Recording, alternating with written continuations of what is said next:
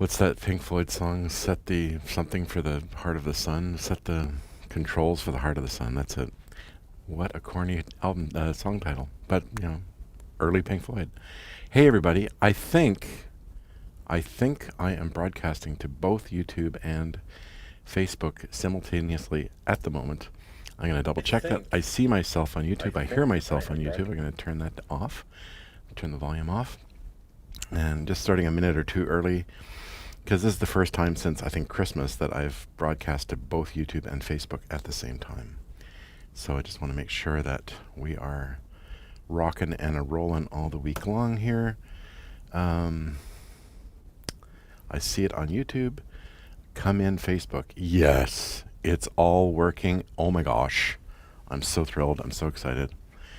So it is 1 minute early, so I'm going to just shoot the breeze here for a minute before we get officially started. And we have a special event, of course. I've gone public with this monthly Q&A session this time. So I'll start describing what this is all about. So I have this thingamabob called the Don Ross Guitar Academy. My wife, Brooke Miller, and I got started on it in the heart of the pandemic. It was sort of a pandemic project that we started up because we were both very out of work. She was a self-employed person who lost all her work when the pandemic started. I was a touring musician who lost all his touring work when the pandemic started. And on top of that, I was also studying. I had decided to do an online MA in orchestration for video games, film, and television. And the beginning of it coincided with the beginning of the pandemic, which was both a good thing and a bad thing. It meant that I had no income, but it also meant that I had no excuses not to be a really serious student. So I went at it, And then meanwhile, Brooke and I were also shooting all these lessons for this thing that would eventually go live called the Don Ross Guitar Academy, which officially opened right around the beginning of 2021. So it's been going for maybe 18 months. And we have produced about 80 lessons all about guitar playing and music theory and all kinds of stuff. And right now we mostly have all the beginner stuff done and a whole bunch of intermediate stuff done. Haven't gotten too much of the advanced stuff done, but those are that's the smallest group of people anyway, the people who already know everything.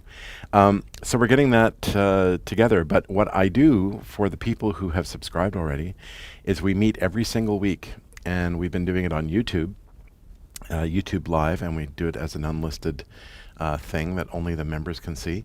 And I get on every single week and we talk about a different subject. It might be about alter tunings. It might be about registering your work with performing rights organizations. It might be how to play a certain piece a certain way, how to voice chords differently. We've also been doing a series all about all the recordings that I've put out and what were the circumstances around them and how they got recorded and the tunes and the tunings and all. So it gets really, we do a lot of deep dives. It's kind of cool. And then once a month, on one Saturday a month, we have a guest from somewhere in the world.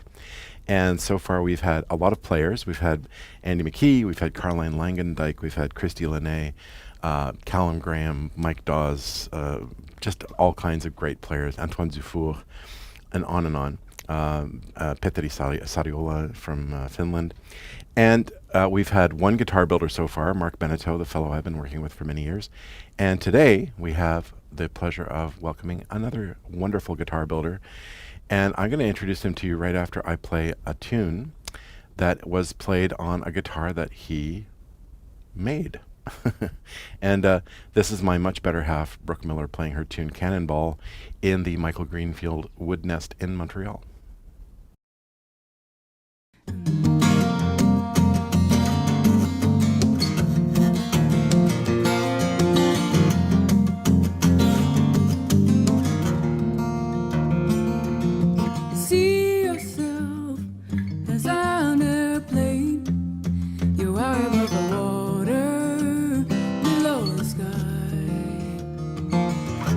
You slip through an open window.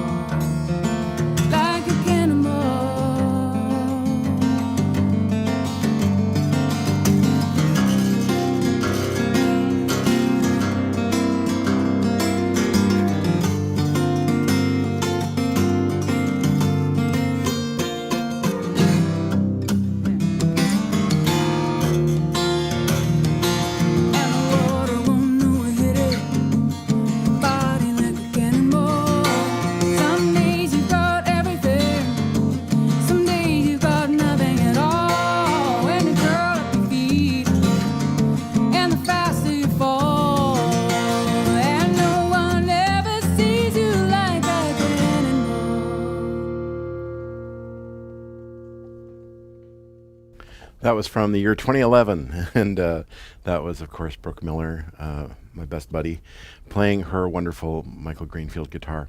So, without further ado, let's get Michael on the horn here, and I will grab him out of where he's hiding back here somewhere. There he is. Hello, Michael Greenfield in Montreal. How are you? Oh, you're muted. Hold on 1 second. Sorry, that's my bad. I feel like I'm on a Zoom call. There we go. Hi, Michael Greenfield. Hey, Don. There we go. That's much better. You What have a a voice. thrill. It's so much fun being here. Oh, it's so great to have you, man. It's nice to have you in 2 dimensions. Out of three, it's not bad. 2 out of 3 ain't bad. That's right. Yeah, 2011. Man, yeah. that seems like it was only 10 years ago. I know. I But had to it's check 11 it, years but it was ago. 11 years ago. I had to check the date on the bottom. I kind of go by how many tattoos Brooke had at the moment and how, what Right. hairstyle she was, sporting at the time. So then she was rocking the long hair and she only had, I think, a big tattoo that you could see on her shoulder from Right. that side. But now her entire arm is covered in all kinds of stuff. Nice stuff. I mean, no Hmm. skulls, no skulls, no motorcycles. Anyway, Brooke is upstairs. She just got back from doing groceries, and she says hello, and she might pop her head in eventually. Who knows? Anyway, Michael Greenfield, really great to have you here. For anyone who doesn't know, you silly people who don't, who Michael is, of course, the guitar builder of the stars. He is a wonderful builder based in Montreal, Quebec, my hometown where I grew up. So I have a soft spot for the town and for Michael and for his guitars as a result. And he makes guitars for all of the following people and many others. He's made guitars for Charlie Hunter, for Brooke Miller, obviously, for Andy McKee, for Keith Richards, Paul Stanley of KISS, and you can tell us who else, Michael. I'm sure you can because you got all that info stored away in your brain. So, Michael, please tell us a bit about uh, where you're situated, what your current situation is in terms of your workshop, and what you're up to right now. Well, let's start with the last question. Right now, I'm on your fabulous live cast thing. I don't like to overextend myself, you know what I mean?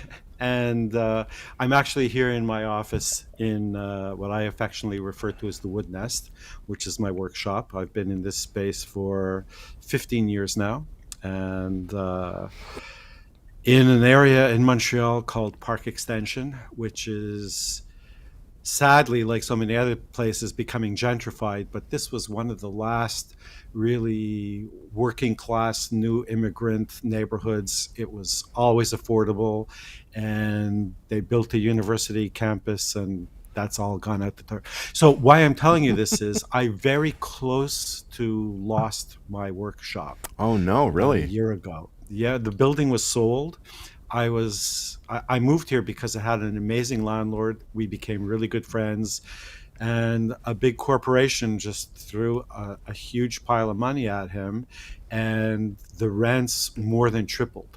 Wow. And for a guitar maker, that wasn't plausible. No. Anyway, it got political, and luckily at the time, the mayor of our borough, just this wonderful woman who loved the neighborhood, grew up in the neighborhood, loved the neighborhood, and wanted to keep it vibrant, and small businesses and people who could at least afford to live here.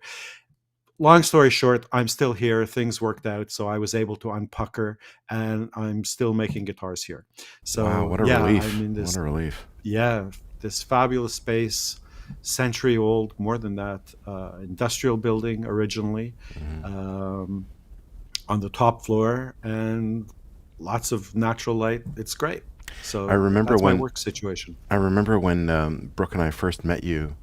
It would have been, I guess, the mid 2000s, and Brooke and I had only been together for a short time at that time. And Mhm. you and she were talking about an instrument, working on an instrument together. And you were in your former space, which was a Mhm. tiny, tiny, tiny little space. It was on St. Yeah, Dominic Street, right, in downtown it Montreal. was right Yeah, around the block from Schwartz's. that's right, Mile End. Yeah, Yeah. yeah, Yeah, amazing. I started off in 300 square feet.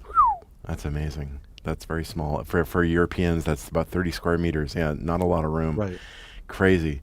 So, but it was I was amazed at how the economy of your space, the way that you had it laid out, and you even had big machines in there and everything.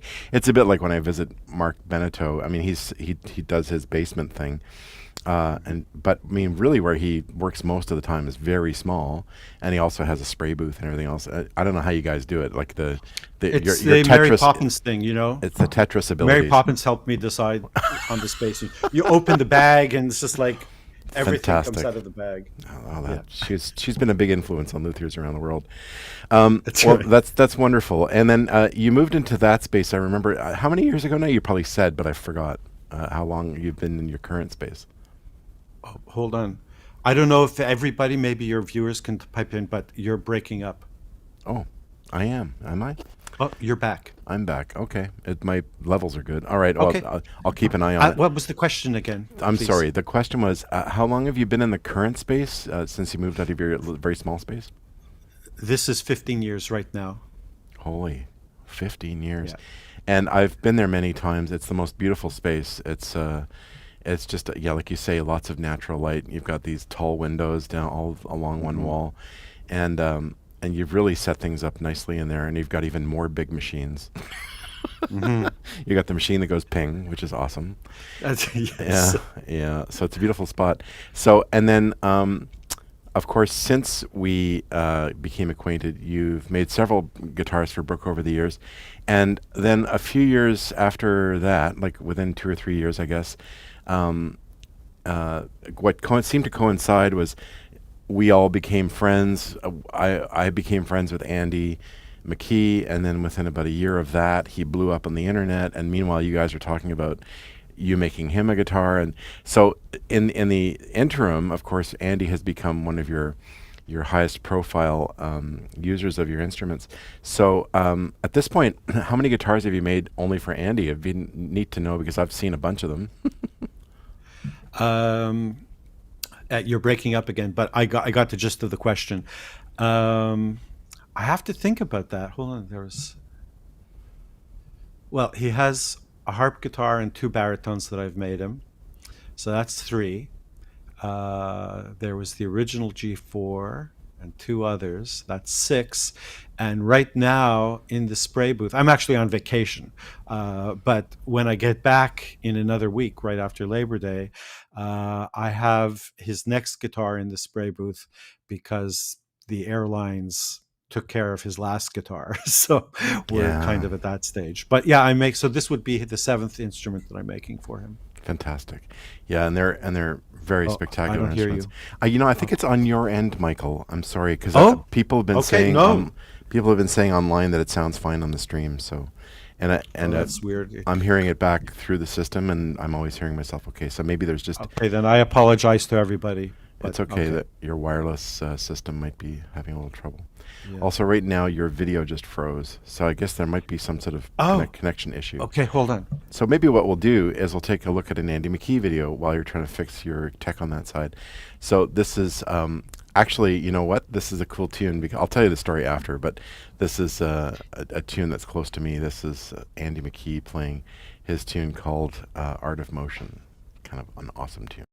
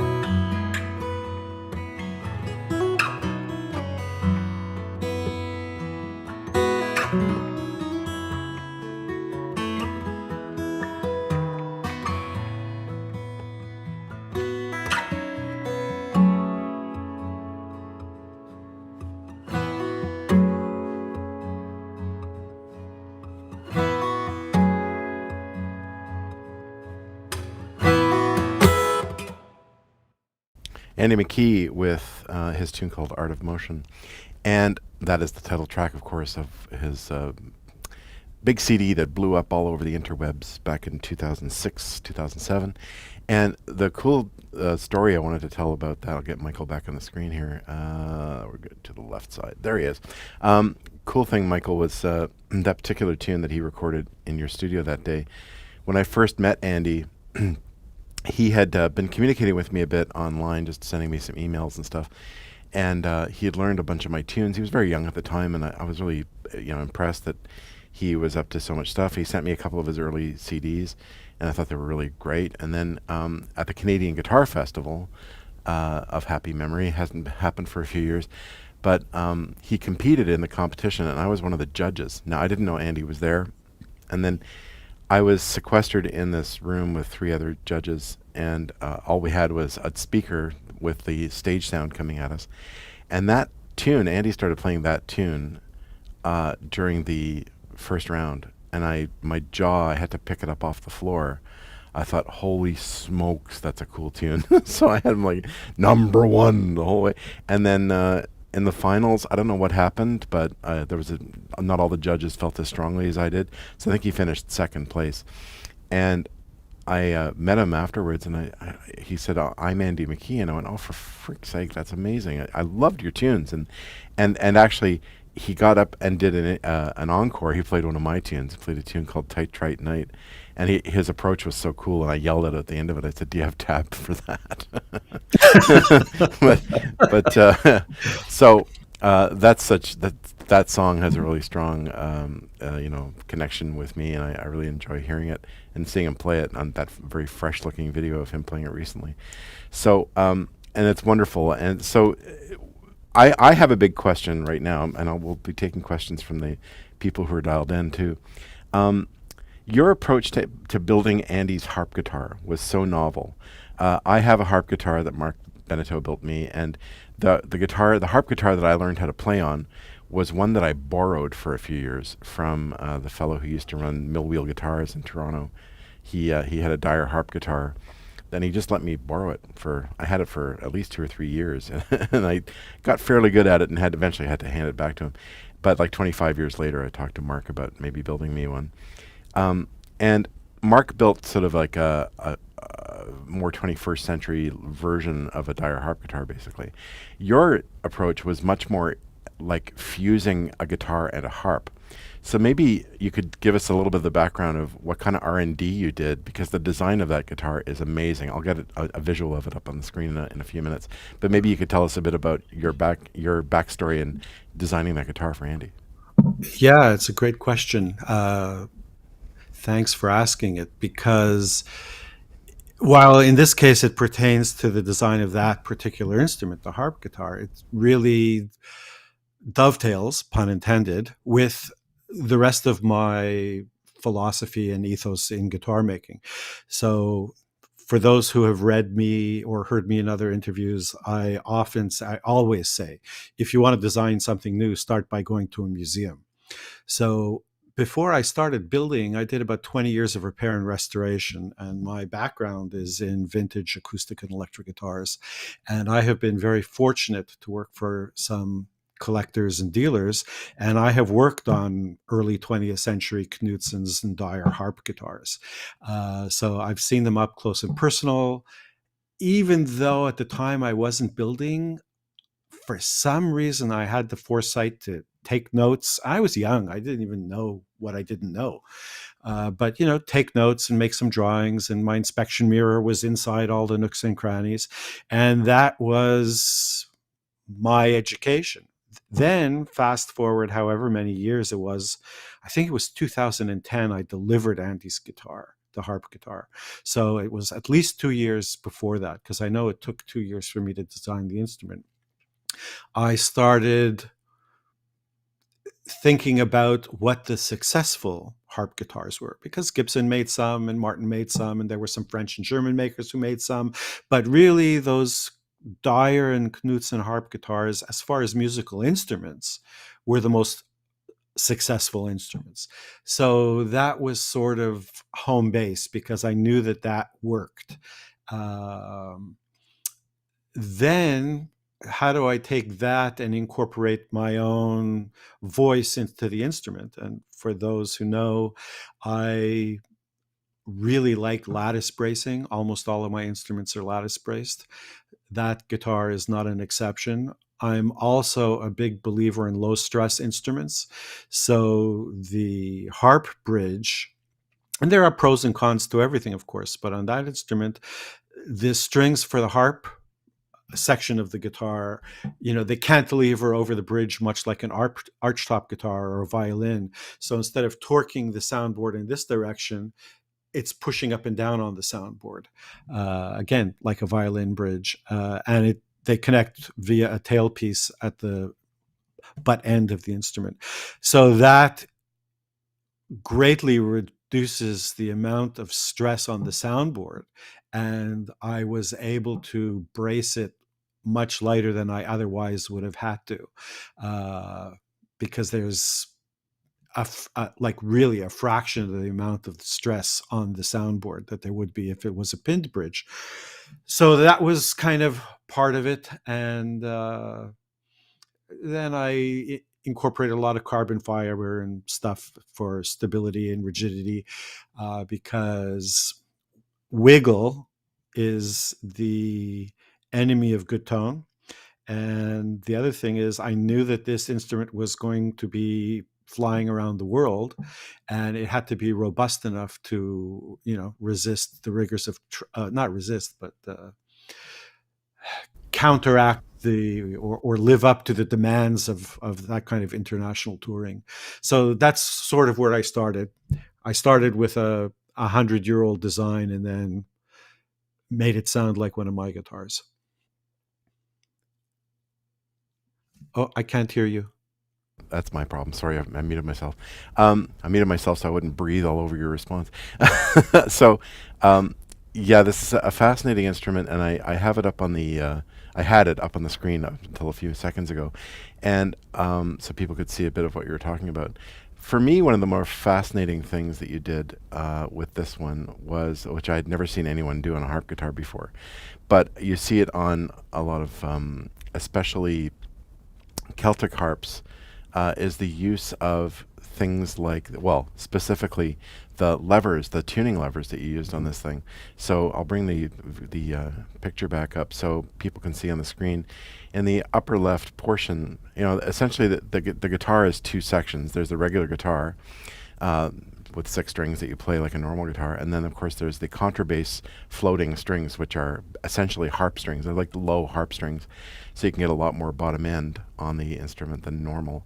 And you tune those to a specific pitch, and you can't fret them. But what Michael incorporated here, as you can see, if you look down from the tuning machines on the harp section, if you go down to just before where the wood of the top starts, there are these 6 little levers that can actually be used to sharpen the pitch. Now, in this case, Michael, I assume they're by semitones. Is that correct? That is correct. I can't take credit for that because the harp, and also because many of the contemporary harp guitar makers and players have been incorporating that into the instrument for probably, I didn't do the homework, but let's say at least a decade before I designed that instrument. So it was something I had seen in my research, and I asked Andy if that was something he'd be interested in and if he could use. And he said, "Oh yeah, giddy up, let's do that." So yeah, it's intonated by a semitone. Cool. And then does it affect the tone of the string at all? Does it play differently? Surprisingly not. That's great. It's yeah, well, basically what you're doing is you're moving the nut. Oh, okay. Because, for example, my late wife Kelly played the Celtic harp, and it had tuning levers on it. Of course, the whole idea is that with a folk harp like that, you tune it to C major, basically. You tune the whole instrument to C major. And then you can incorporate sharp keys easily enough by using the levers. So you can play in key of G, key of D, all kind of like very, very typical Irish. Because you're playing with fiddle players a lot, you want a sharpening instrument. So that's basically what, and as opposed to the orchestral harp, which uses levers to do a more developed version of the same thing, where you can both raise the pitch and lower the pitch. So when you tune an orchestral harp, you actually tune it to, believe it or not, C flat. I learned this in orchestration class. Just like, oh yeah, that makes sense, because you want the open strings to sound essentially like B major, but you call it C flat major because of the way you end up having to notate things to be correct in the score, so that the middle position on the pedals is naturals. Okay, so you get C major in the middle, and then you can each pedal governs all of, let's say, all the F sharps at once is on one pedal. And so if you press that all the way down, you get F sharp on all the F strings, and now you're basically in the key of G or E minor, whatever. And then and then you can play in flat keys easily. Whereas the Celtic harp, you play in sharp keys, but not really flat keys unless you retune. And the harp guitar, what I do, and I'm sure what Andy does, and I know that people like Hedges did, is, depending on the piece of music that you're playing, the contrabass strings get tuned however you want, whatever works for that piece.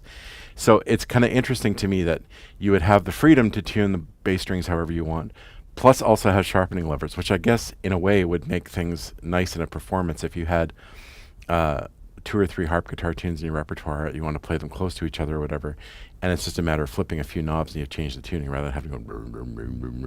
That's cool. That was the idea. I should ask him the next time we speak. I don't know if I guess he uses it. Do you know? The sharpening levers? Yeah. I think he does. Okay. I haven't watched too carefully to see if he's using them, but it's cool that they're there. It's a nice option to have. I mean, not in a Michael Manring or Adrian Legg No. kind of way, but just in a pragmatic, keep the performance going and not having to retune everything. Yeah, exactly. Michael's reference to Michael Manring and Adrian Legg. Michael Manring uses a combination of sort of these.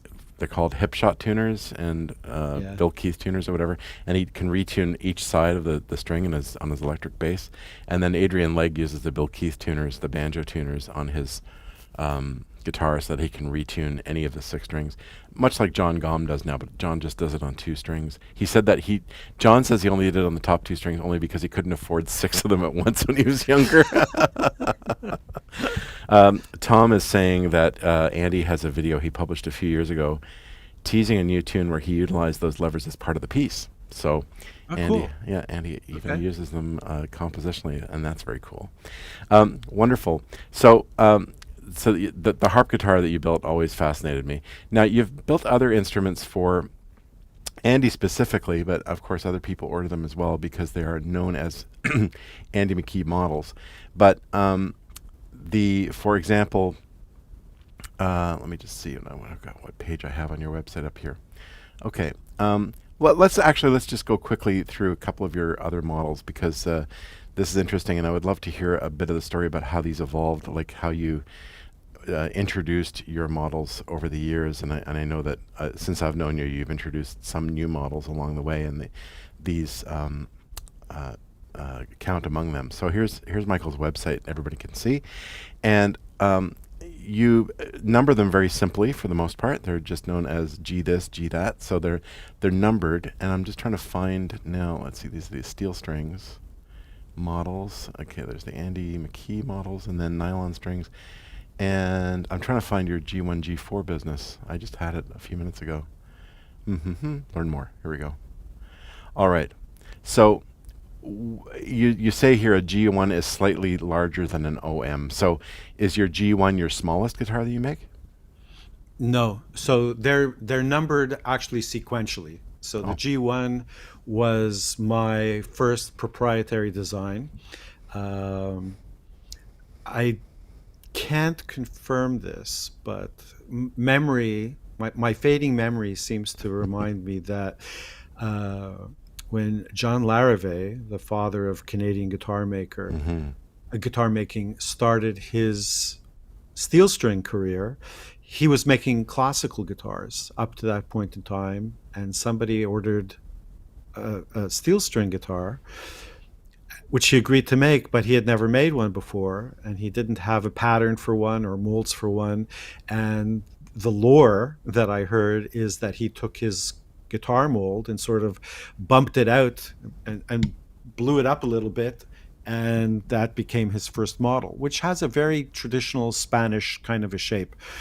So I basically did the same thing. I took my concert classical guitar body mold and I blew it up. I made it wider at the lower bout, and I made it a little bit longer, uh, to sort of match, but a little bit bigger, the dimensions of a Martin orchestra model guitar. And because I really did want to do something with my own unique voice, not like a Martin or a Gibson voice. So that's how it started. And yeah, it's about the same length as an OM, but it's wider at the lower bout. It's 15 and 3/8, Mhm. where a true OM is actually, or not a true OM, an orchestra model. A Martin OM is 15 inches across the lower bout. Mhm. And my guitar is 4 and an eighth at the lower bout, if I remember correctly. And I think a Martin is 4 inches. Um, yeah, I can't remember all the numbers now. Things are sort of written down and they just happen. But yeah, it's just a little bit bigger than an OM. At the time, the hope was to make it a more versatile instrument. Cool. And then sequentially, we move on to the G2. So you say this one is a grand auditorium size guitar and a little more Yeah. aggressive sounding than your G1. So how did it differ, sort of in terms of structure? So if you look at both of those instruments, at least, or certainly the non-cutaway version of those instruments, it's the same body shape. I I see. just did the same thing. I took it and I made it even bigger. I wanted to make kind of a J185 style guitar because I really like those. So this one is a little bit bigger than that. It's 16 and an eighth. So it's kind of the small jumbo size that people are making these days. Let's just Gotcha. call it a 16th guitar. But as opposed to a dreadnought, it's much tighter at the waist. The dreadnought is closer to a rectangle. You know, it Right, doesn't right. have much of a waist. So yeah, tighter waist, more focused sound, and way not as deep. Like dreadnoughts are 4 and 7/8, if I remember correctly, Mhm. and a J200 is like 5 inches at the lower Yeah, bout. they're huge. So this is 4 and 5/8, which is my deepest guitar, and I like my guitars to be focused, so that helps a lot with it. Cool. And then we move on to the G3. So this one you say is a more classically inspired body shape. Yeah. And did you essentially want to make like a guitar that was more parlor size? Now here's a legit question. A lot of my lady guitar friends say things like more guitar builders have to make guitars that are better suited for a woman to play. Was that part of the reason why you came up with this model, just out of curiosity? Uh, no, and I have a reply to the women guitar players' demands because I do deal with that. I'll answer that in the second part. Um, yeah, I wanted to make a double O size guitar, whether it be Martin double O or an L double O. And I always loved the Gibson Nick Lucas, which is a 13 fret instrument. Hmm. So this is roughly the dimensions of a Martin double O guitar, slightly different shape, but very, very similar dimensions, but a 13 fret version. Oh, 13 Uh, fret. Hmm.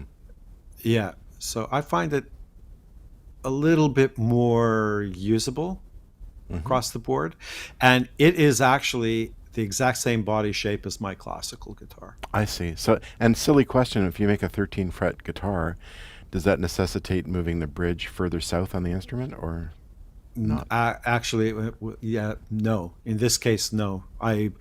Because of scale length, the bridge ended up where I wanted it to be. Ah, okay. Brilliant. Yeah, I guess that makes sense. Perfect. Does this guitar, are the strings a little less high tension than they would be on a longer scale, I guess? All of my guitar, it depends on the player. All of my guitars leave here strung with medium gauge strings. Yes. Many players end up putting 12s on it Right. anyway, but I like to string the guitars with mediums because I think they sound great. But the other thing is, I find, at least, I can only speak about my world, and I don't want to say what other people do isn't correct, because that's not at all it. I find that stringing it with medium gauge strings, loading the top with that extra, whatever it is, 10, 20 pounds of string pull, it just helps things pull in a little bit quicker. You're trying to wake the instrument up. And then when Oh, you have a interesting. well-built, responsive instrument that's properly set up, so many people take delivery of their guitar and they don't even realize it's medium gauge strings because they're not fighting the instrument. Right. That makes perfect sense. Yeah, I know a lot of people, when you talk about medium gauge strings, they get scared off because they're used to using lights or medium lights or whatever. So when Michael referred to 12s, he was referring to a lighter gauge of string that a lot of people prefer, which I think are usually called medium light, that go from Hmm. 12 thousandths of an inch on the on the high end to like 52 thousandths or something, and then 54. 54, and then mediums usually go from like 13 to 56. That's kind of typical. And when I was a little kid learning how to play the guitar, I know that Martin guitar strings, they actually used to market what they called heavy gauge strings, and I had a big old Harmony Sovereign that was kind of made like a fishing boat or something. It was like this big, yeah, thing. It looked like it was slapped together by some brute. Anyway, and I loved the sound of it with big heavy strings on it. So even as a young boy, I was putting these things, probably a 58 on the bottom, some crazy thing, and probably a 14 on Yeah, top. And 14s, right. yeah, and I just developed and the string height was the action was really high. So I didn't know any better. So I developed this left hand of doom, and as a result, every guitar feels really easy to play now from that Right. after that early experience. But you don't really see heavy gauge strings even marketed anymore. So it's kind of funny that the heaviest most people ever see in a store is called medium. It's weird, but it's like there's no extra large T-shirts or something, whatever. But that's part of the reason, is that there used to be even heavier strings marketed, probably for shorter scale guitarists too. Great. I'm going to get back to putting your site on the screen here. Okay, great. So we'll move on to your G4 size. Now, I of course am very well acquainted with this guitar. You made both G2 models and G4 models for Brooke, my wife, uh, and it's interesting. We talked about lady-sized guitars. Brooke likes a large guitar, even though she's a small woman. Hmm. The G4, she just loves the response of it. The fact that she can tune it so low, and it just barks. It's got this fantastic sound. And of course, you've made a lot of G4s for Andy as well. Tell us a bit about this design, because it's a killer instrument. Well, thanks. I'm going to start by addressing the second part of the last question with women's anatomy and the ergonomics of the instrument. And of the various people who mentored me earlier in my career, one of whom is Grit Laskin. And Grit is the originator of bevels on a guitar, to our knowledge. So, he created the armrest and then subsequently the rib rest. And I mean, this is sometime in the late 90s. I was receiving requests to put these bevels on my instruments. And I called up Grit and I told him, I'm having these requests. Do you mind if I put this on my guitar? As opposed to just purloining his his design, I called him up and asked his permission. To which he said, "Sure, come to my shop. I'll teach you how to do it." So I drove to Toronto and spent time with him, and he showed me exactly what to do. And all he said is, "Just give me credit, because none of us are doing this to get rich. It's Sure. yeah, just let people know that this was my idea." So to this day, it's still Alaskan armrest, Alaskan rib rest. So back to the point, I believe it was Brooke who said, "Oh man, the rib rest, like, women have certain anatomical features that it gets rid of that sharp edge and makes the guitar really comfortable for them." Cool. So on the larger guitars, particularly for my women customers, I often make that suggestion and they all really enjoy it. Nice. That's great to hear. So the G4 guitar, you say it's perfect for today's percussive fingerstyle players. Um, I personally have always played large body guitars. Ever since I was a kid, I didn't know much about the difference of all the various guitar sizes. I just liked the sound of larger guitars, so I gravitated Hmm. towards them. And G4 is very much along the lines of the guitar size and shape that I like. And so, in a nutshell, what other than its sheer largeness, what else distinguishes it from the rest of your line? Okay, so a couple of things. Be coming from the world of repair and vintage instruments, and being a fan and student of the Martin Guitar Company and the Gibson Guitar Company. Gibson, the ES 175 and the J 185, it's the same shape. The the L5, the L7, the J 200, it's the same shape. So they could Fascinating. basically build those guitars in the same mold. And I was building 17-inch archtop guitars, which was basically an L5 or a Johnny Smith, which is a shorter scale. And I decided I wanted to make like a J200 type of guitar. So I took my archtop mold and I just built like a J200 in it. Um, and I wanted to make a modern fingerstyle instrument. So the original one, before I was doing fan fret instruments, was long scale, 26-inch, because of all the altered tunings. And again, coming back to my love of not boomy, focused, articulate instruments, it's not all that deep. It's only 4.5 inches deep, which is less than the G2. And a J200 is absolutely 5 inches at the lower bout. So it's a much shallower instrument, which really it gets rid of all the mumbo jumbo in the lower end and all those low overtones swimming around, making for confusion, and it tightens Hmm. up the voice, which really helps with the modern repertoire. Wonderful. And then, moving into the early 2000s, came along, for me at least, the whole fan fret thing. Thank you, Ralph Novak, for bringing that back. Right. Um, um, and it just lent itself well to that instrument and the repertoire. And then again, using lattice bracing as I do, and some of the other voicing techniques that I do, and the long scale, it grew into the modern instrument that it is today. That's fascinating. Well, it's interesting that you bring up fan frets because a couple of people have made comments about the whole phenomenon of fan frets and even people wondering if they're somehow seeing some kind of weird optical trick or whatever. As far as I know, basically, yes, Ralph Novak brought the concept back. It's not a new concept. It's been in instrument making No. for a long time. Exactly how long, I have no idea. But they started, yeah, you started seeing them a lot again in the 21st century. And even Mark, my builder, he was backstage with me one time and he just said, would you ever consider a fan fret guitar? I don't know if they're just a passing fad or if it's going to be something that really gets established. And I brought you up. I said, actually, Michael says that he kind of tells people that it's maybe, it's debatable, but it's maybe the better way to build an instrument. But because it has so many advantages. So maybe you can explain to our viewers what are the advantages of a fan fret. And of course, for those of you who don't know, fan frets just simply mean all my guitars are fan frets. So I'll show quickly. This one, you can see that the nut is on an angle here. So as it gets closer to the low end string, the nut is at a higher level than, maybe you hold it this way, it's closer to the ceiling than the first string is.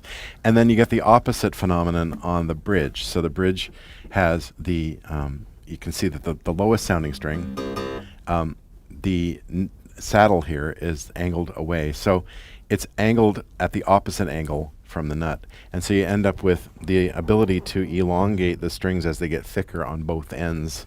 And then depending on how fanned out your strings are, because there's no one way to do it in terms of the angles that you use, your bottom string could be a couple of inches longer than your high sounding string. So maybe you could explain the advantages of it, Michael, to people who might be considering it.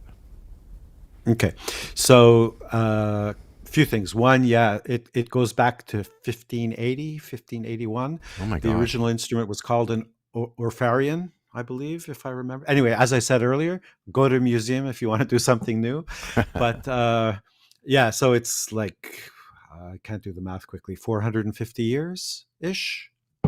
Anyway, it's not new. Sounds right. Um, the basic premise is, we have this crazy instrument, the guitar, where you have six strings and each one gets fatter and the pitch goes higher and higher on each string, and they share a common scale length. I mean, it works. We've been playing these. This is like it's the offspring of the Spanish guitar, which is 150, 170 years old. Um, but they all share this common scale length. And if you look inside of a piano, each note has its own gauged string, and many of them are their own individual scale length. Yeah, it's So this is, basically the inside of a piano is a lot like the way the harp is constructed. yeah, which is sort of the idea behind the fan fret or multi-scale guitar, because it's way more than just a fingerboard. Anyway, that's the basic thing. As the notes get higher, the scale gets shorter because the strings are thinner, and that gives you the sweetness that you really want to get out of the high end.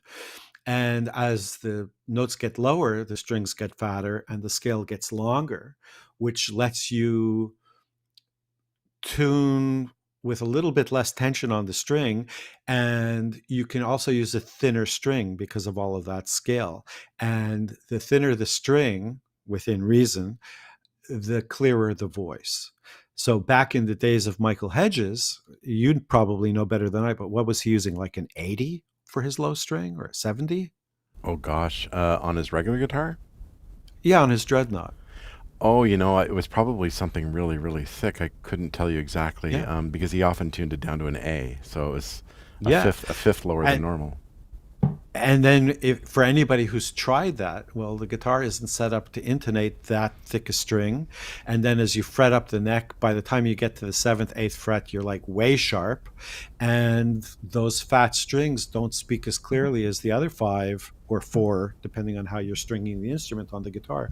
Well, using fan frets gets rid of all of that. Or it doesn't get rid of all of that. It resolves those challenges to the instrument. Um, the other thing, people think that the two misconceptions are: A, it's really easy ergonomically to play. I've had people at guitar shows sit down, play multi-scale instruments, and they don't even realize until 10, 20 minutes in that they're playing a fan fret guitar. They kind of stop after trying the instrument, they turn around and go, oh gee, I hadn't even noticed. So Right. don't be afraid of them.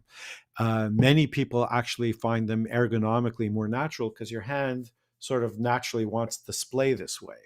Exactly. So that's the A part. The B part is, indirectly, it really doesn't have anything to do with intonation. The guitar doesn't play better in tune because as an instrument maker, if you do your job properly and pay close attention to fret placement and intonation at the saddle and at the nut, your guitar is going to play as in tune as the guitarist is able to play in tune. But what the fan frets allow you to do is, particularly with modern repertoire, to address these altered tunings with greater focus and clarity and articulation, particularly in the low end. You have to unmute. Thank you. Yes, thank you. Again, I'm on Zoom. The one guy on Zoom who forgets to, even though we're not on Zoom, I feel like I'm on Zoom. So a lot of people, talk to me about whether that's legit, that it improves intonation, and I usually say no, because it doesn't. But what I find for me, which I find advantageous too, and forgive me if you just said this, I thought I was listening, but I may have missed it. For me, with altered tunings, using them so often, the extra string tension, especially on my baritone, it comes in really handy because I can tune that down I get that sucker down a major third, and it still sounds like a note. It doesn't just go, it's there's a fundamental there, and it's really nice to hear.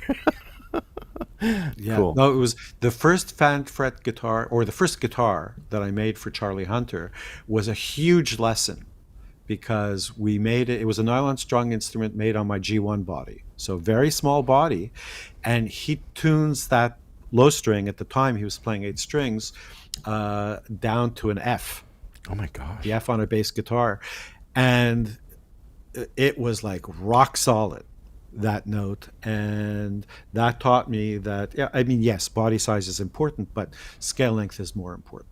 That's amazing. People have been making all kinds of really great comments, and a lot of people are just saying that's like they love the discussion. They're getting so much out of it.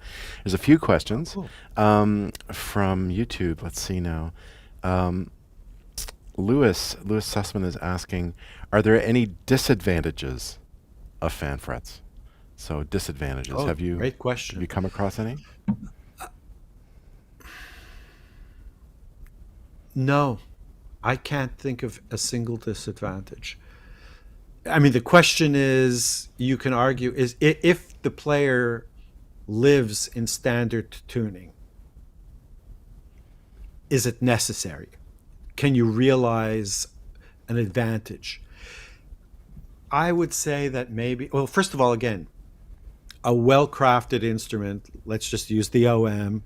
If you play in standard pitch, it's good, right? It's like there's no need for it. If it's somebody who played in standard pitch, would they benefit from slightly more scale length? And I mean slightly in the bass side, like maybe make 25 to 26 or 25 to 25 and a half inch scale, like a really subtle fan just to give you a little bit more of an anchor on the low end. Sure. For people who play drop D, the 25 to 26 is a really nice compromise. It's a subtle fan. You don't really feel it in your left hand. Playing with medium strings or even medium lights, the 25-inch tuned to standard concert pitch is great. And tuning the low string down to a D, it just sounds a little bit better. So Nice.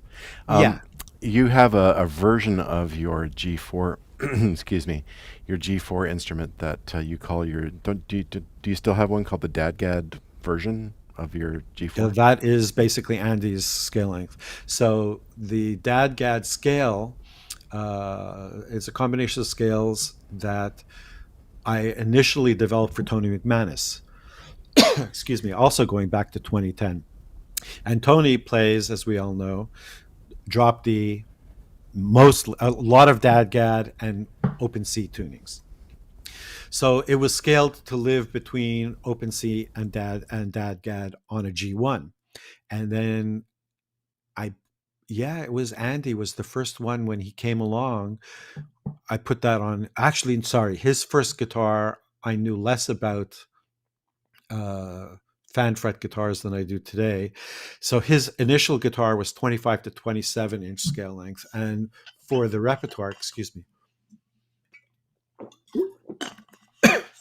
for the repertoire and tunings he was using, I didn't feel it had enough scale length on the treble side. So I switched him over to the DADGAD, excuse me, to the DADGAD fretboard, to the DADGAD scale combination, and it all came together. And apparently, I think these days he's pretty much playing, he tells me mostly in DADGAD anyway. Yeah, he uses DADGAD a lot for sure. Absolutely. Sorry, I know you've got a bit of a scratchy throat. I'll let you get caught up there. Now, there are, Okay. again, a lot of very excellent questions and comments. Yeah, I'm not in a rush. If you can Yeah, talk, let's answer it. sure. Especially coming in on Facebook, there's lots of people with some cool comments and questions. So first of all, we got viewers from all over the world. We've got viewers in Russia. We've got people in Cape Breton. We've got it goes on, and everywhere in between. Our good friend Massimiliano Monterosso, a builder of wonderful guitars in Italy, Hi, is saying Max. hello. Hi, Max. Yeah, we already said a big hello by text here. Um, now, unfortunately, I don't know how to pronounce this first name. This is somebody that I deal with regularly online, but your last name is Philip. Your first name has an unusual spelling with letters that are not in either English or French alphabets. So I'm going to guess that it's Brian Phillip. He's asking, will Michael be at the Vancouver International Guitar Festival this September? Unfortunately or sadly, there are a couple of things. One, this year I've had a lot of challenges thrown at me, and early in the year I just said, you know what? I'm not doing any shows this year. So this year, like I canceled NAM, I canceled all kinds of things. I'm not. The other thing is that, as Don himself knows, like moving around the planet these days has become Oh, prohibitively expensive, and there's just so many shows I could do. Um, and it's very I'm COVID-y. fortunate to have a reputation, a good reputation, because Yes. there are people who have reputations maybe not so much, but I try to show up at one or two like international shows a year, and that's kind of good for me. So no, I will not be going to Vancouver this year. I will be at NAM next year. I think it's in April, Roger. and probably at the Fretboard Summit also next year. Jason Verlende contacted me and wanted me to attend, and initially I really did want to, but then I bailed on him in a very polite way, and I said, please, please, please keep me on the list for next year because I would like to be part of that. Cool, cool. Um, Taya Gherkin says hello from California. Oh, And hey, Taya. yeah. And let's see now. There's a few other questions and comments. Tiger wants to know, is Andy McKee's guitar made with a neck that is fret elongated on the bass strings, or is it just the camera angle? Okay, so we just talked about that. Yeah. Yeah, it's a camera trick. Well, now you know, Tiger. It's a real thing. It's all Photoshop. That's right. Yes. Oh, Carlin mentioned that it's not a camera trick. Okay, cool. So we've got that figured out. Tiger says he's seen guitars, especially 7 and 8 string guitars, made with fan frets. In fact, 2 weeks ago he saw an electric 8 string at Long and McQuaid with fan frets. Crazy man. Yeah, I know. In the kind of the shredder scene on the electric side, fan frets are a big thing. I remember years ago, Andy and I did, I guess it was the NAM show down in California, and there was a French bass player whose name I forget right now, and he played a 12 string fan fret electric bass. It had the widest fingerboard. It's just crazy. I was thinking to myself, and he was a small man. He was like maybe 5'5" and very slight, and he had not very long fingers. But he had, I don't know. I just thought, well, okay, I guess went all the way from like, a human hair to a great big undersea cable. That was crazy. Um, Dan, I Actually, see. yeah, for 7 and 8 string guitars, fan frets are totally the way to go. Absolutely. I mean, I couldn't even imagine him having a Yeah. 12-string bass without it being fan fretted. That would have been crazy because the same scale length for 12 bass strings. Good luck with that. Um, yeah. Dan, I see you have a theory question. I'll deal with it really quickly. It's not directly to do with guitar building, but of course it sort of indirectly is. You want to know a little bit about what triads exactly are in simple terms. You understand the root note, but you need to understand the thirds and fifths better. Okay, very quickly. Essentially, you have a 7-note scale most of the time. In the West, we use 7-note scales, and most of them are major, but some of them are minor. A major scale with do, re, mi, fa, sol, la, ti, do. Minor scale, basically, you can do the same notes if you want. Start on note number 6, or you can derive it another way. But da, do, re, mi, fa, sol, la, ti, do, like that. So with a major scale, if you take notes numbers 1, 3, and 5, the first 3 odd numbers, okay, 1, 3, 5, and you play them together, that's a triad. So triad is any 3 notes, basically. It can be any 3 notes, really. It can be 3 successive semitones is still a triad. It just means 3 notes. But what people usually mean is they usually mean a 3-note chord that you derive from a scale, a specific scale. And as you go through the scale 1, 2, 3, 4, 5, 6, 7, you can take groups of 3 notes and play chords based on each of the notes in the scale using that that note as its root. So 1 3 5 would be the first note. The second note would be 2 do re 1 2, and that da da da 2 4 6, and that's a minor chord. And in the key of C, it would be a D minor. It's the second note of the scale, minor. The third note gives you a minor triad as well. Then the fourth and fifth notes yield a major triad. So like if you're in the key of C, you get an F major chord and a G major chord. Those are your 4 and 5 chords. The sixth chord is another minor triad. And then the 7 chord is a problematic one that everybody tries to avoid, but it's very useful. It's called a diminished triad. Okay, and it's na na 7 2 4 and so it has a minor third, and it also has a diminished fifth. The distance between the lowest note and the highest note of the triad is a little smaller than it is in all the other ones, but it fits in the scale. So that's a very quick breakdown. You can watch that on repeat and maybe get a quick understanding of it. But also it's covered in a lot of theory books and theory stuff online as a rudiment that you learn early on. Also, if you join the Don Ross Guitar Academy, I have a lot of theoretical lessons in the beginner section, so that can really help out. I know that there was at least one other question I saw here. I saw one over here. What factors, this is from David Nitz. Hi, David in Minnesota. What factors are important in building a guitar that's responsive over the full frequency range? Do cutaways matter a lot in this? That's a great question. So, for example, like I know that I've heard you say that the way you make a cutaway, there's very little difference between the cutaway version and the non-cutaway version of your guitars. Other builders, like I've played some Larave's where there was a huge difference sonically. So it'd be interesting to hear your take on that. Yeah, it's a great question. The short answer is there is absolutely a difference. Most people don't, and this isn't a slight at anybody, but most people don't have the ears to have it, to hear it.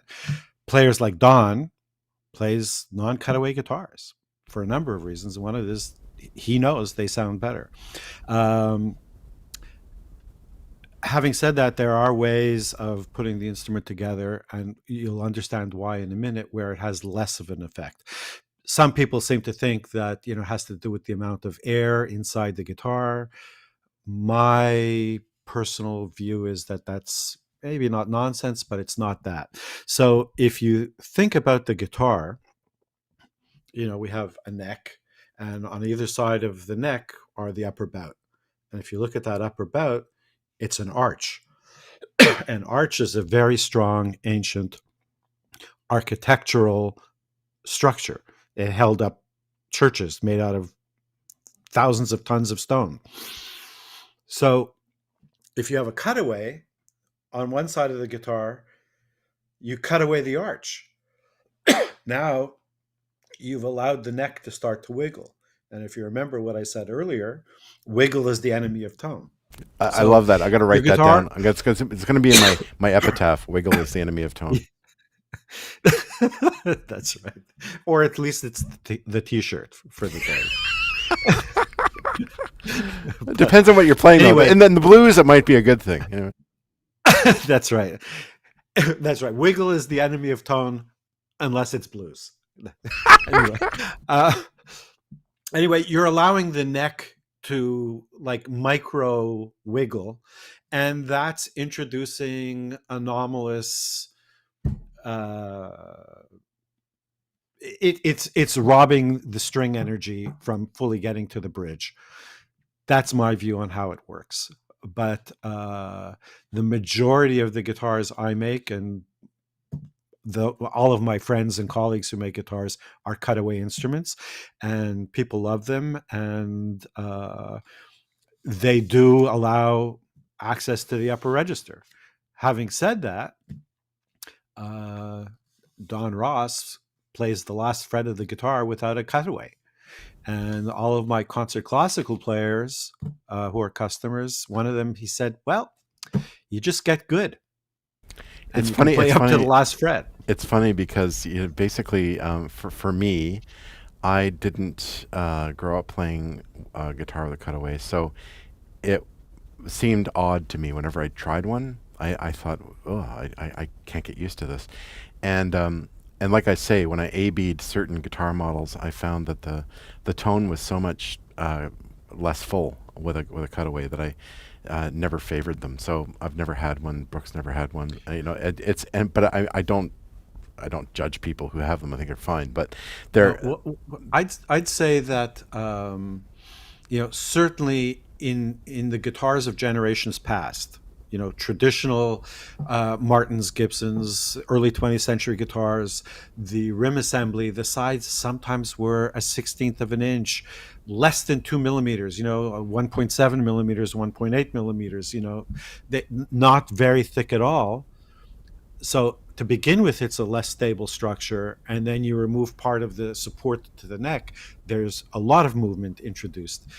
I and many others build with a laminated rim assembly because it adds a huge amount of stiffness. And basically, the guitar is a drum, so you have a very rigid frame supporting two thin vibrating membranes, and that's exciting the air inside the guitar. Well, the stiffer you make, like a drum, the stiffer you make the frame, the better, the louder it's going to be, the better it's going to respond. So the benefit, another benefit or byproduct, is that when you do build with a cutaway, it's a more rigid structure to begin with. So there's even less wiggle. Gotcha. Cool. This is I'm learning so much today. This is so cool. Got a bunch more cool comments.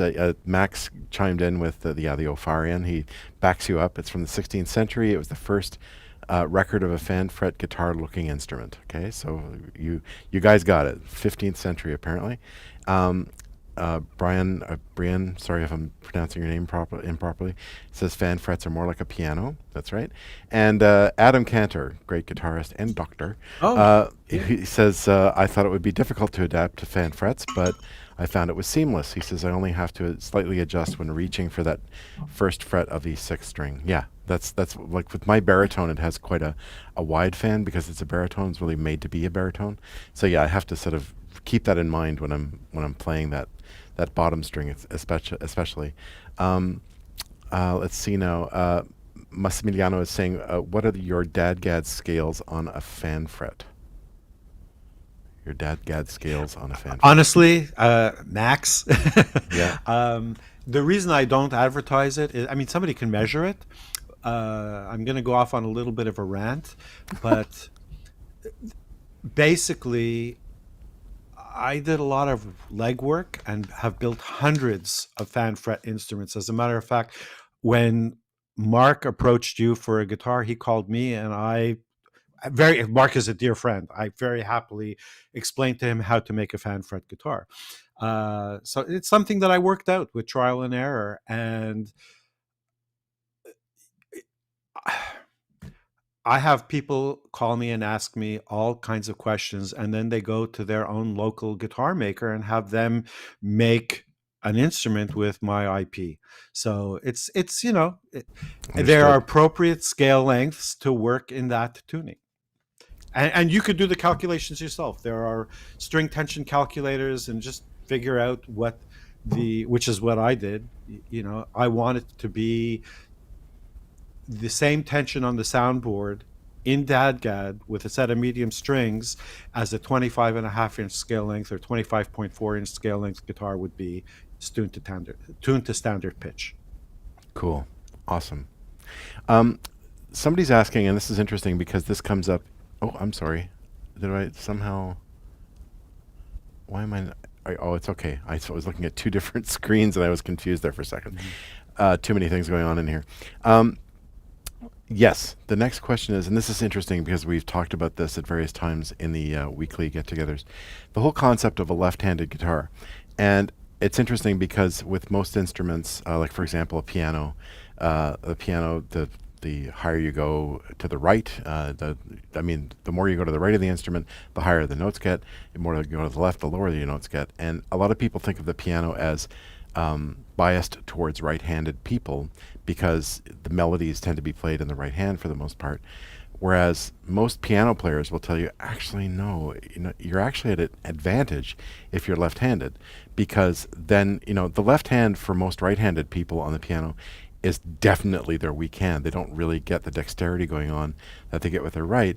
And as a result, if they come across a piece of music that is very demanding for the left hand, they very often are at a disadvantage. Whereas a left-handed person, usually with a bit, if they've had their training, they go, oh yeah, no problem. So it's interesting, the whole concept of a left-handed instrument. So with the guitar, of course, you can make a mirror image of the standard guitar, right? And you can make it so that you play it the other way. And some people who are left-handed, like Paul McCartney, for example, prefers to play that way. I did a poll when we were putting together the the Don Ross Guitar Academy, the initial set of lessons. I got online and asked people, in their experience, how many left-handed players are there out there? How many of you are actually playing a so-called left-handed guitar? And then very few people were actually playing a left-handed guitar, even among left-handed people. And then my friend Noah Tai, who works at the Halifax Folklore Center, he's personally left-handed. He's always played a right-handed guitar. And he says that of his left-handed customers who come in, about 90% of them play so-called right-handed guitars. So it's an interesting topic, because of course you can build the guitar the other way. Whether or not that's really a left-handed guitar or just a mirror image guitar that you can play, even if you're right-handed, theoretically you could play like that, no problem. So that's my very long-winded way of getting to this question. Have you built a lot of left-handed guitars in your own experience, Michael? I haven't built a lot. I actually just delivered one 2 weeks ago to a customer. I've built several, absolutely. And in the fabrication of the body, other than flipping it around, like as far as bracing and the physics of the instrument, it's the same. The way I build, I don't believe in a bass side and a treble side of the instrument. I know some people do. I don't. I can't understand that the soundboard over, 50 millimeters can differentiate between the high string and the low string. That's not how sound is generated inside of the instrument. So the instrument is built the same. It's just if it's a fan fret instrument, that's flipped. The intonation at the bridge is flipped, and if there's a cutaway, that's flipped. But it's the same guitar. Right. So it's not a huge, gigantic deal. Cool. Also now, Kevin, apparently who owns one of your guitars, he says, Kevin Doherty, he says, what he's asking, I don't know what this question means, so I'll just say what he said. What does your proprietary tone halo actually do? How does it affect the sound? And he says he loves his left-handed G4. Yep, he's another lefty guy. Hi, Kev. So the tone halo, I have been fascinated with the back.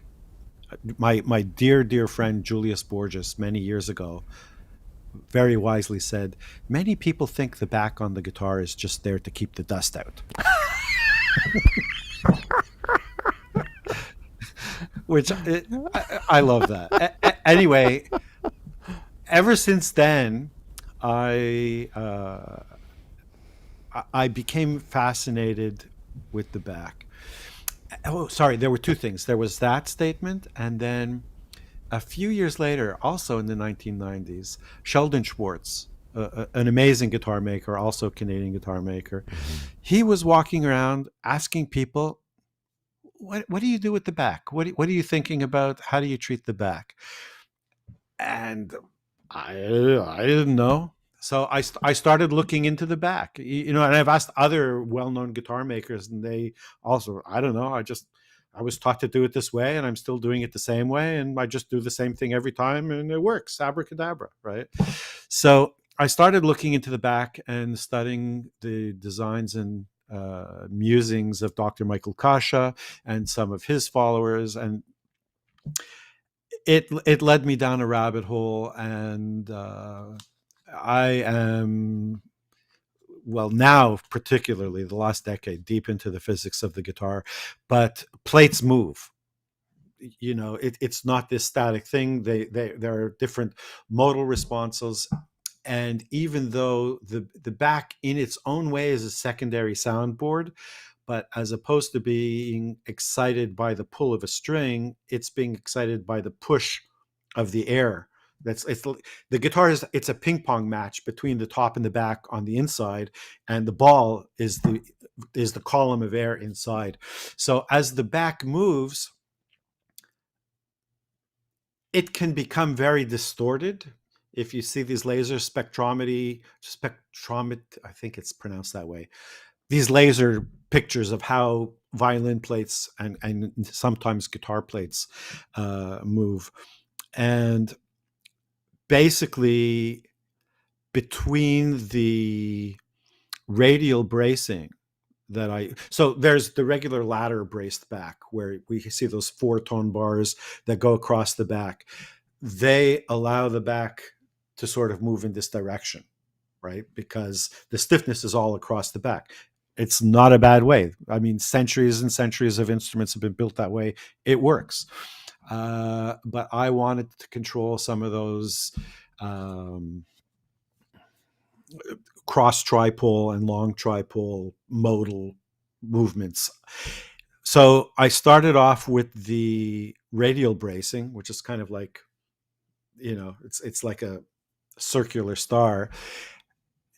And when I studied with Irvin Samaji in the early 2000s, and we started talking about coupling and tying braces together and the effects that had. Anyway, I started off by thinking of it as a secondary soundboard that I wanted to couple the back braces together. So I joined them all using this ring. But what it really did, I mean, it does that, but because it's not being excited by the pull of the strings, what it's really doing is it's stabilizing the back. So I find it gives me a clearer note in the bass. Cool. Long explanation, but that's what I'm doing. I'm controlling unruly modal responses in the back on the cross and long tripole. Well, that's a really generous and informative answer. Fantastic. Got a bunch of nice comments. There's a cute one here from a viewer in the Netherlands. It says he or she, I'm not sure, saw the YouTube video of Michael building a guitar, and you're such a great craftsman. It was nice. It was such a nice Zen experience watching that video and Brooke Miller playing on one of his guitars. He says, alas, it is illegal here in the Netherlands to sell a kidney, so I can only dream of owning one. There's a good question here from Magic Wand to Guitars. It says, do you have any advice for new luthiers, any books that you found useful during your first steps? Oh, my goodness. Well, first of all, to the last viewer, thank you for those very kind words and for even considering selling a kidney. I mean, I know that wow. Is a lovely thing to consider, isn't it? A lovely thought. To this one, it's hard. It's not hard to answer. There's no, and again, I don't want to sound crass, there's no shortcut. When I started, there were 2 books. There was no YouTube. There was no internet. We joined Luthier's organizations. There was the Guild of American Luthiers on the West Coast and the Association of Stringed Instrument Artisans. I was a member of the DADGAD Acoustical Society, which is the violin guys, and become part of the community and go to symposia, attend lectures. Now they have webinars. I attend some of those. I'm also a member of the European Guitar Builders Association, the EGB. So, become part of a community and have discussions with them. That's a great way to learn. There are so many books and there's so much information available now. It's so easy to go to a virtual museum. When I'm in a new city, I will always look to see if their museum has a musical instrument collection or if they have a musical instrument museum. Like there's one in Berlin, there's one in Nuremberg, there are some in the United States. There's one in Arizona somewhere, yeah. Phoenix, yeah. So it's like go and hunt this thing out. The caveat is because there's such an abundance of information, you need to vet the source, Absolutely. because there is so much misinformation out there today. And, I see people on Instagram and Facebook professing to be instrument makers and making these sweeping declarative statements that aren't good woodworking practices. They have nothing to do with physics. It's like the information is there. It's like, just as an example, and I don't want to harp on this, but Max asked about fan fret scales, and my answer was, there are fret scale calculators. This is what I did. I didn't. It's not rocket science. The information is there. Several hundred years ago, there was no such thing as a fret scale calculator.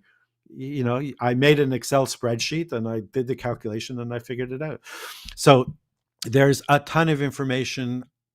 So while I can't direct you at any one thing in specific, I would say become part of a community, participate, and when you take information off the internet, be very careful about where it's coming from and make sure it's a reliable source.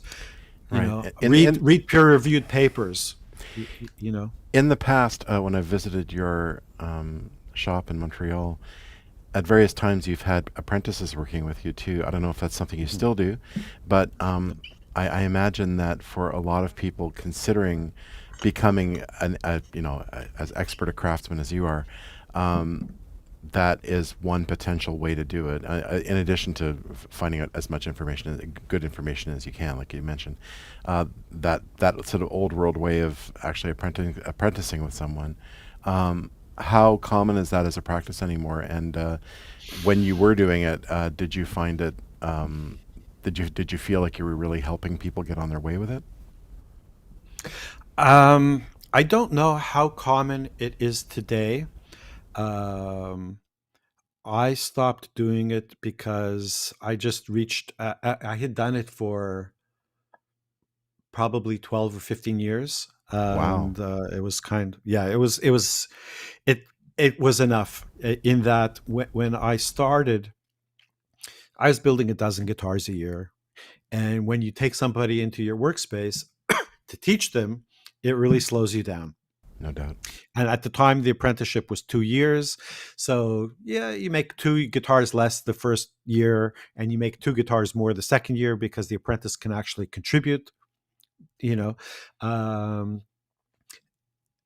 but, now I'm making 18-ish guitars a year, and they've become much, much, much more involved and technical and complex. So, it was a revolving door, and I just kept falling behind because of the apprentices. So for 7 years now, I have Julien, who everybody has seen in that video, the documentary, and it's awesome. We work well together, and we're making wonderful instruments. So as far as if other people are offering apprentices, I don't know, but if you are fortunate to be able to apprentice with a skilled instrument maker, regardless of the instrument, I think it's an accelerated way to start your career. And you have to be prepared to put the time in. And the reason I say this is, if you start your own workshop and build guitars, there's nobody looking over your shoulder to say that's right or that's wrong. And, I often equate guitar making to playing the guitar. It's something you have to put your 100,000 hours in, right? And it's like you have to practice with a metronome, because if you don't, you're practicing the mistakes. You get really good at playing out of time. Well, if you don't have somebody looking over your shoulder, and it's everything, right? How to sharpen an edge tool, how to introduce and present the edge tool to the work, to the wood that you want to shape, how you're evaluating the materials, et cetera, et cetera. If you're in the shop of an experienced maker, hopefully they will be teaching you how to use the tools and how to select materials and why you would be making certain choices. Whereas if you just go out into the world, and make guitars. I mean, you will learn, particularly if you're a curious person, because I, didn't have the internet, but as I said, I became part of that community, and I visited people's shops, and they looked over my shoulder and said, "Don't do it that way, do it this way." But the important part was because. Don't do it this way because. Yeah, And that's great. absolutely. So Julien, the person who works in your workshop now, Mhm. did he start as an apprentice and become an assistant? Is that how that worked? Yeah, he was the last apprentice. And when he came in, I told him, "You're going to be the last apprentice." And I was actually at the time looking. So Brian Gallup, another wonderful guitar maker, runs the guitar making school that I went to in 1995. I was, I think, in the first or second class, and there were three of us. Anyway, we have remained very close friends all these years. And for many years, all of my apprentices came from his school because he was able to vet them. They took a 6-month course and he got to know them and he felt comfortable sending me somebody. And I told Brian that I'm looking for somebody who's prepared to grow into a full-time position. So Julien came in knowing that he wanted to apprentice with me. Julien's from France, from Paris, and he went to the Gallup School with the ambition of apprenticing with me because I would only accept apprentices through that school. Oh, I see. And it was just serendipitous timing that I was looking for the forever person and he was offered the position and it's all worked out. Beautiful, beautiful to hear. You've been so generous with your time. I'm not going to keep you much longer. I just want, if you don't mind, maybe a couple more quick I don't mind questions. at Is that all. cool? Don't want to keep you from anything. Yeah, yeah. Um, Great. Okay, Alexander, you may have to let me know what you meant exactly by your question. Alexander, who joins the guitar, he's a longtime member of the Guitar Academy, and he joins us every week from Novosibirsk in Siberia. Ooh, Yeah, awesome. so it's very late at night. Oh, it's actually early in the morning for him there, super early in the morning.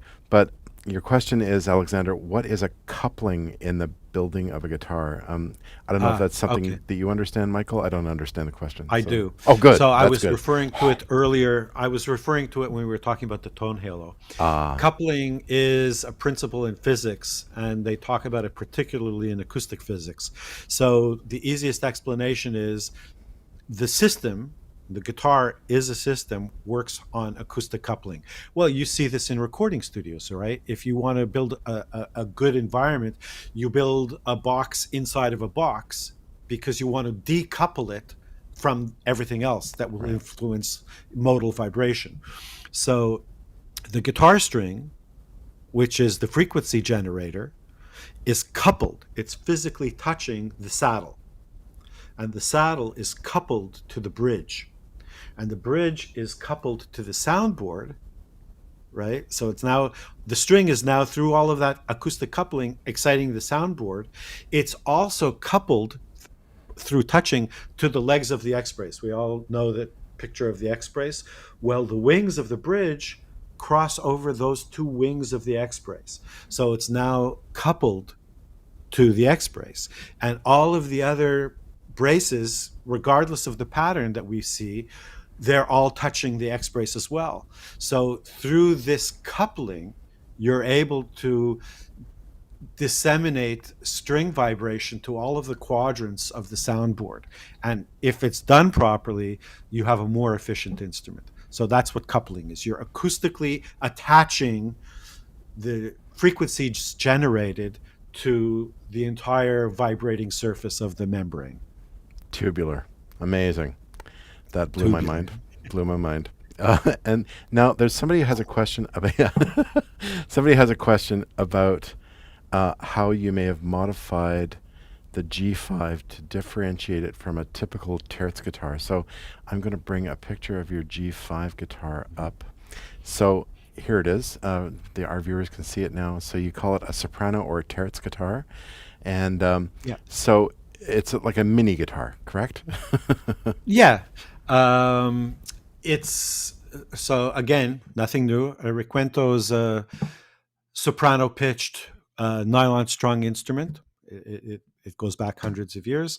The Martin Guitar Company had the Style 5. They had a couple others, and it was tuned, I believe it was tuned up a third, a major third or something. This is tuned up a fourth. It's tuned up to A. Right. Basically, it's scaled as a guitar that is capoed at the fifth fret. Mm-hmm. So the body is smaller, of course, and again, the dimensions of the body are very similar and inspired by the Style 5 Martin guitar, and it's scaled basically. Take a regular guitar, capoed at the fifth fret. That's how it's scaled. Gotcha. And I guess Linda Manzer has her Matheny tone, which is the same idea, basically, I guess, right? She Hmm. that beautiful sounding little guitar that Pat plays on, oh, Fruitcakes, that's the name of the song. Beautiful tune. Yeah, many Oh, of them, several of them, gosh, rather. yeah, but there's this one that it's at the end of one of his albums. It's just a very beautiful piece that he plays on his very small guitar, and it's just perfect, you know. And it's so much more interesting sounding. Here I go again. So much more interesting sounding than say a ukulele, you know. And this actually sounds like a. Sorry, I'll stop. I'll stop Sorry to there. all the ukulele people. I'll Yes. stop there. But no, just it's a fantastic instrument, beautiful sound. Like it just sounds like a high guitar. It's lovely, and that's exactly what it is. So, well done. All right. So I think I have one more question for you, and then we'll. Thank you very much for being here. Let's just see now. There was one here. I believe I saw. Oh no, no, no, no. It's We just it's like antithetical to the baritone guitar, right? exactly. It's going the other way, Yeah. isn't it? No, I think I got to all the questions. Just somebody suggested you might want to come up with your next model being the Greenfield kidney. So there we go. That's solves the Yeah. problem right there. Gives the inspiration Uh, to the I didn't potential want to owner. say anything, but yeah. Michael Greenfield, what a wonderful treat it has been to have you here with us this week and this month for our actually, we had two this month. We were lucky. We couldn't get one happening in July because of, well, I was sick and then hurt and all this kind of stuff, so I had to take a couple weeks off. But in August, we had we had Mike Dawes a couple of weeks ago join us from Britain, and now Michael, of course, joining us from Montreal. So, greenfieldguitars.com, of course, is Michael's website. It's got beautiful photography. The guitars just look like, you know, chef's kiss to them. They're so gorgeous, and to see one up close and to hear one is a treat. So thanks, Michael. As usual, it's a pleasure to see and talk to you, and we'll do it again soon. And I'm going to make my way to Montreal one of these days soon, because of course my dear daughter lives there, and I've got all kinds of Mhm. reasons to visit, but. With everything that's been going on lately, getting anywhere has been a chore. But thanks so Well, much again for joining us. Thanks to all our viewers too, all from all over the world. Who, yes, thank you. yeah, really nice. First of all, what a complete joy being here, and thank you so much for thinking of me and for inviting me. I really do appreciate it. You mentioned the photography. I have to shout out to Please, my longtime photographer, Roger Aziz, Roger Aziz. Aziz, and he's been my photographer for 22 years. That's All fantastic. of the pictures, yeah, all of my ads, all of my pictures, and he's just the sweetest man, and he's great. Did he take that So, fantastic black and white portrait of you that's also on your website? yeah, yeah, That yeah. is I that call is it the wizard shot. that's a He's amazing. fantastic picture. I'm going to see if I can just get it up for Yeah. people to see. Here we go. Let's see now if I can get the right program up on my computer at the right time. Here we go. This fantastic portrait. Isn't that wonderful? I love that picture. Yeah, you look like the wisest guitar builder of all time in that picture. I'm sure what you were going for. Again, Photoshop. Yeah. Photoshopping in wisdom. Wisdom. You press the wisdom Yeah. button. And of course, don't forget, everyone, that these kinds of get-togethers are a regular occurrence, and all this is my commercial message. So along here at the bottom of the screen, you can see my website, donrossguitaracademy.com. So there, right now, you'll find 40 beginners lessons, including a whole lot of theoretical background to music and guitar playing, and also help on how to choose a guitar, starting right from the beginning, which end of the guitar to blow into, right from the top. And then we move on into the intermediate section where we learn more about slide guitar playing, playing in altered tunings, reading tablature, and then starting to learn some of my tunes that are at an intermediate level. So that's how far we've gotten. It takes a long time to create content. But of course, it's only $19.95 US a month to be a member, and you can cancel anytime you want. Just pop in for a month, learn it all, and go away, whatever you want to do. But we've got a lovely little community. We meet every single week on YouTube Live. If you join, I send you out a little message with the link so you can watch and take part and interact like we've been doing today in a much smaller group, but it works out really nicely. And we've got this tight community online. We all talk about having some kind of actual geographical get together one of these days. Who knows? We'll work that out. But thanks again, Michael Greenfield, for joining us. Michael, if you just stay on the line for a second after I wrap up here, and I just want to talk to one thing before we go. But thanks everybody for being here, and we'll see you next week. We'll continue. If you join, you'll be able to hear me talk about. Let's see. I'm trying to remember. I'm talking about my recording history, and I'm at the point where we've done upright and locked position. So I guess the next album was PS15, which was my re-recording of the Passion Session record. It was a 15th anniversary re-recording. So we'll be talking about that next week. So hope to see you there. Thanks for dropping in.